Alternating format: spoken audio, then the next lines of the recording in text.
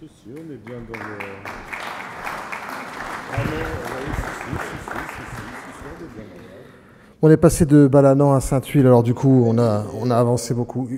Mesdames, Messieurs, dans la moiteur de l'hôtel de l'Assé, après avoir entendu les experts sachants et ceux qui nous éclairent le chemin, vous êtes maintenant condamnés à écouter ceux que les Français entendent moins, c'est-à-dire les responsables politiques.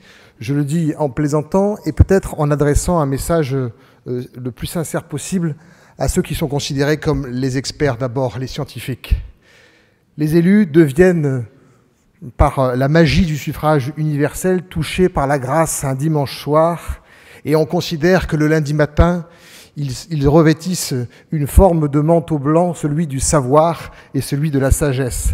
Si vous espérez de vos politiques qu'ils soient en capacité de porter le savoir et la sagesse, il faut continuer à aller à leur rencontre, parce que c'est dans ces conditions qu'on facilitera la meilleure compréhension des sujets et peut-être la crédibilité de la parole publique qui sera donnée. Moi, je voulais, au nom du groupe LIOT, le petit groupe d'indépendants à l'Assemblée nationale, porter la voix de l'intérêt de l'initiative qui a été prise en saluant à la fois Quota Climat avec un clin d'œil, en leur disant que l'initiative a démarré dans une tribune au JDD. Je souhaite à ce journal de pouvoir continuer à porter des tribunes libres.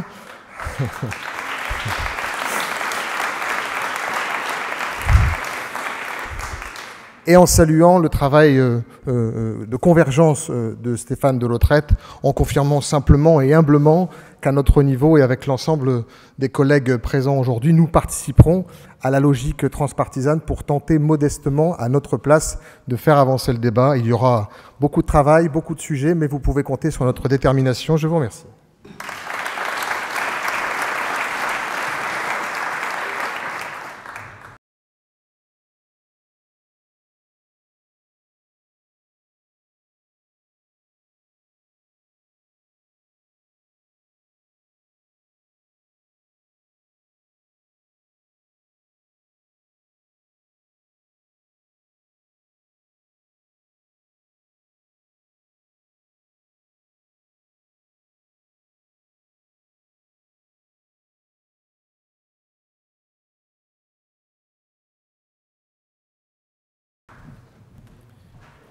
Eh bien, une dame, enfin, qui va prendre la parole, Madame Sophie Taillé-Polian.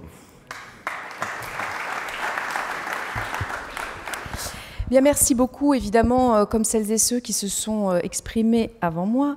Je voudrais évidemment remercier très chaleureusement tous les initiateurs et initiatrices de cette journée, les organisateurs et organisatrices. Bravo, bravo, parce que vous avez réuni vraiment des intervenants et intervenantes de grande qualité, un débat de fond qui doit se poursuivre. Maintenant, c'est un peu à notre tour de prendre le relais. Et cette initiative qui part ainsi de la société civile, finalement, nous prenons désormais, nous, les parlementaires, mais toujours en lien, bien sûr, avec vous qui avez initié la démarche, le relais, pour voir comment le législateur peut intervenir et donner davantage de place dans les médias aux enjeux climatiques. Alors quand je dis enjeux climatiques, en fait, d'ailleurs c'est déjà présent dans le texte de la proposition de loi, je crois qu'il faut qu'on fasse attention aussi à avoir une exigence d'aller plus loin sur les enjeux écologiques, parce qu'il y a aussi bien sûr notamment la biodiversité qui est inscrite dans le texte, mais d'ailleurs il faudra voir comment on le met davantage encore en avant, parce que finalement c'est tout un ensemble d'activités humaines qui mettent à mal l'ensemble de nos écosystèmes, l'ensemble de l'équilibre terrien, terrestre, et c'est bien à cela, dans sa globalité, auquel nous devons faire face. Et par rapport à cela, l'intégration de la notion de limite planétaire dans le projet que nous allons retravailler, eh bien, me semble tout à fait bienvenue, extrêmement importante, intéressante. Et en tant qu'écologiste, je voulais apporter cette parole-là, parce que ce que je voulais dire à vous toutes et tous ici, c'est notre travail, il est transpartisan, oui, et nous nous y inscrivons avec beaucoup d'intérêt, beaucoup d'enthousiasme, mais aussi avec beaucoup d'exigences. Beaucoup d'exigences parce que face à la situation actuelle, il ne faudrait pas qu'un travail transpartisan soit un travail de plus petit dénominateur commun. Ça doit être un travail qui porte une grande ambition. à la fois bien sûr sur la question des médias qui nous préoccupent ici, et bien sûr plus globalement. Cette ambition, nous la porterons au sein de ce groupe de travail avec mes collègues qui sont présents ici, du groupe écologiste, Nicolas Thierry, Jean-Claude Rome et d'autres qui, bien sûr, seront là dans les différents moments d'échange pour travailler au plus près de la rédaction d'un texte qui soit le plus ambitieux possible. Ce que je voulais dire aussi, bien entendu, et ça a été dit tout à l'heure, on est dans un moment très particulier des médias, de leur place, de leur fonctionnement aujourd'hui dans notre société. Et il faut évidemment que quand on parle médias, on soit extrêmement attentif à une chose essentielle dans notre démocratie, c'est la liberté des journalistes de faire leur travail avec toute la déontologie, avec toutes les valeurs qui sont les leurs.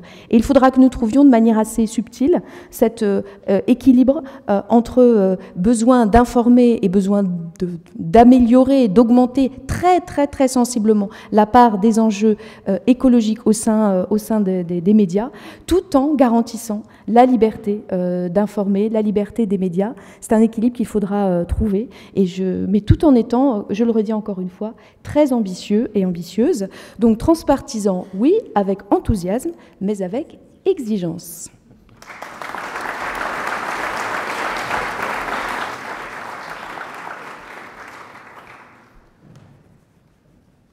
Et je ne vois pas Monsieur Hubert Wulfranc qui était là tout à l'heure. Il a eu chaud. Alors, ça nous fait sourire parce qu'on a souvent perdu Hubert. Hein. C'est comme ça avec Hubert. Hein. Mais quand il arrive, il rebondit toujours. Bon, est-ce que quelqu'un voit Hubert? Non.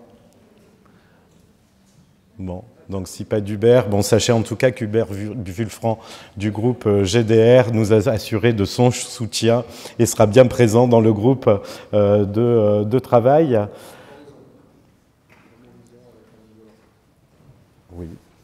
Ah oui, parce qu'elle devait... et Anne-Cécile Violent, tout à fait, elle n'est pas là non plus.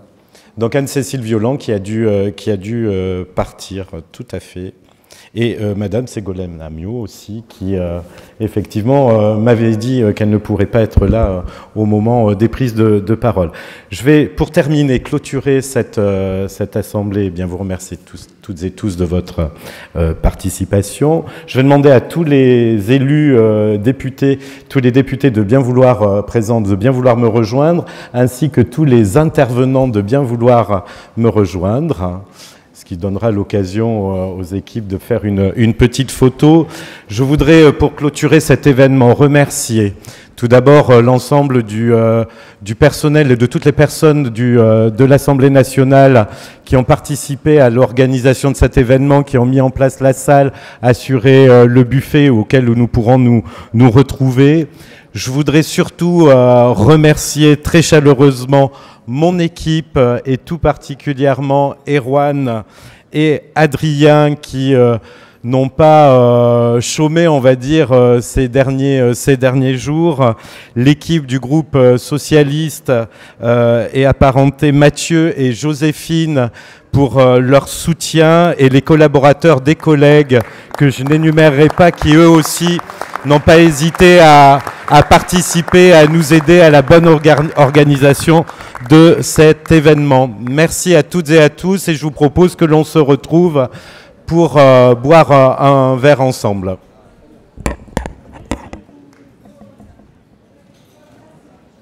Allez, photo. Vous arrivez à nous avoir tous ou il faut qu'on se serre Il faut se serrer. On va peut-être se serrer.